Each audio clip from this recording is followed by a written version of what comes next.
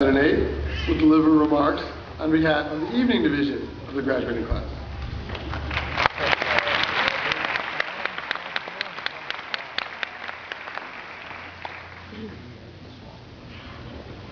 Good morning, Dean Paul, faculty, staff, relatives, Day Division graduates, fellow children of the night, honored guests, and Chief Justice Rogers.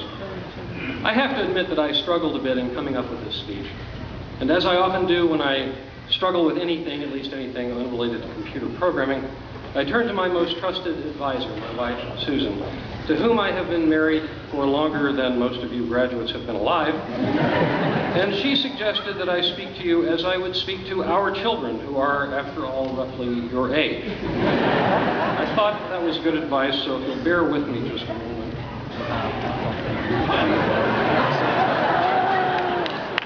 Congratulations. Today is your day.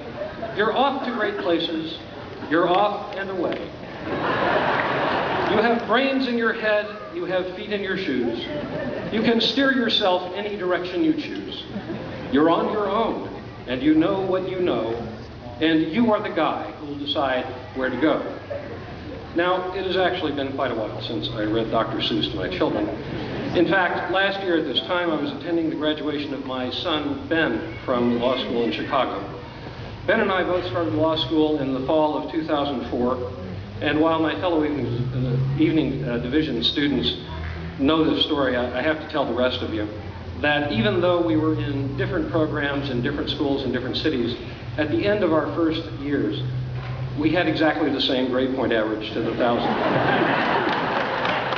I told Ben that either I was overachieving or he was underachieving, because there is no disputing the fact that he's smarter than I am. And to his credit, he buckled down and crushed me for the remainder of the school. Of course, as a parent, I do not regret losing that contest in the least. Law school has taught me that I can be pretty competitive. But while law schools are often portrayed as cutthroat environments, that has not been my experience here at UConn. My fellow students have been quick to share their knowledge, experience, and intellect, and with these, they are astonishingly well endowed. Indeed, one of the most wonderful lessons I've learned here is that the human race may not be doomed after all. For the last 20 years, I've been writing computer software, so I'm a nerd, okay? So please forgive me a Star Trek analogy. There was this one episode where there's a race of aliens wandering around the galaxy in a decrepit spaceship which they had lost the intellectual capacity to repair. In desperation, they kidnapped the chief engineer from the Starship Enterprise to repair their ship. He will fix our ship, they said. He is smart. We are dumb. After watching that episode, there have been many times when Susan and I have been reading the paper or watching the news, and I would turn to her and say, "We are dumb." And she would look at me with her boundless understanding and pat my hand and say, "I know, dear." But being here with you, my fellow students, for these last 4 years has changed my outlook, restored my optimism, and elevated my spirit. We are not dumb. We may even be able to fix our spaceship. Just to compete in this league has been an honor, win or lose. You've probably heard the quote, often attributed to Vince Lombardi, that winning isn't everything, it's the only thing. Well, whether you practice law or not, you may be drawn to the notion that winning is everything. Obviously, the pressures arising from the expectations of your client, or worse, the senior partner looking over your shoulder, will be high.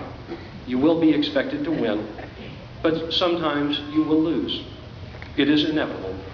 As Dr. Seuss put it, you won't lag behind because you'll have the speed. You'll pass the whole gang and soon take the lead. Wherever you fly, you'll be best of the best.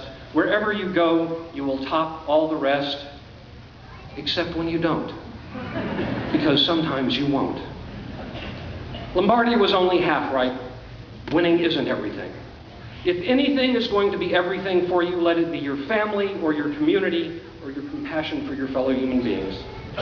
I know from experience how difficult it can be to make time for both a demanding career and a family. But if I had known how quickly my children were going to grow up, I would have spent more time with them and less time trying to master the universe. I'm lucky that as I prepare for my third career, I'm able to work with my younger son, Stephen, who is a brilliant software developer.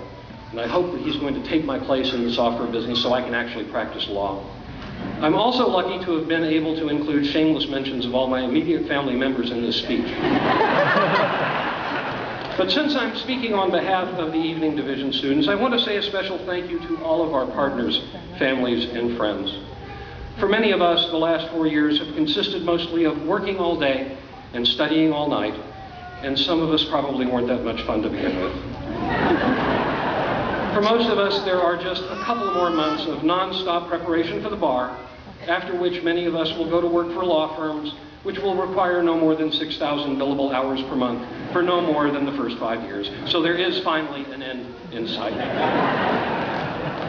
Likewise, I want to thank the faculty and staff, especially those from among the faculty who taught those first and second year required courses that we evening students all took together. Those were the courses where we met each other, where we became a class, where we were first introduced to some of the languages of the law, including a wonderfully odd dialect of contracts. Professors Becker, Berman, Birmingham, Orland, and Utz. Amazingly, the list itself evinces a B median. At least I think it does. Now, it's pretty obvious that I'm quite a bit older than almost all of you graduates, but you may not know how old I am. Do you remember the scene in that movie Field of Dreams where James Earl Jones realizes that Kevin Costner is from the 60s? Well, I'm from the 60s. And I want to leave you with a message from the 60s. One of the things that was special about the 60s was that when people saw the discrepancies between their ideals and the world around them, they did something about it. They changed the world to better comport with their ideals. For example, when I attended my sister's graduation from SMU Law School in 1972, she was one of 2 women in her graduating class, a class of several hundred.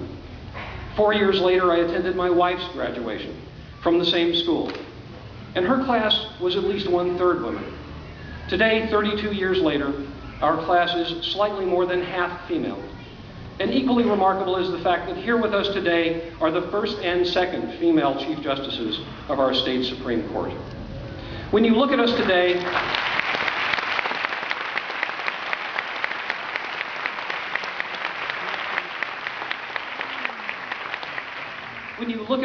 remember that our graduating class looks the way it does in large part because of changes undertaken starting more than half a century ago, and that lawyers were indispensable in making those changes happen.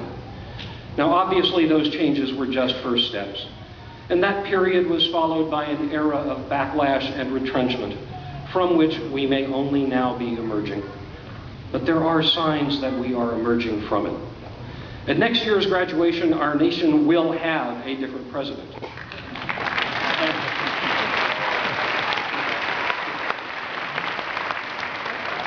And not just a different individual, but one from a class unprecedented in that office. An African-American man, or a woman, or a really, really old guy. Old guys need some love. Think about what you want the world to look like 32 years from today. The job that was started in the middle of the last century is far from finished. You can help finish it. You can be a part of that process. You can change the world. It can be done. It has been done. I have seen it. As Dr. Seuss says, you can move mountains. And in the coming days, it may just be that moving those mountains will not be such an uphill battle. There are signs. There is reason to hope. Today is your day. Your mountain is waiting. So get on your way. Thank you.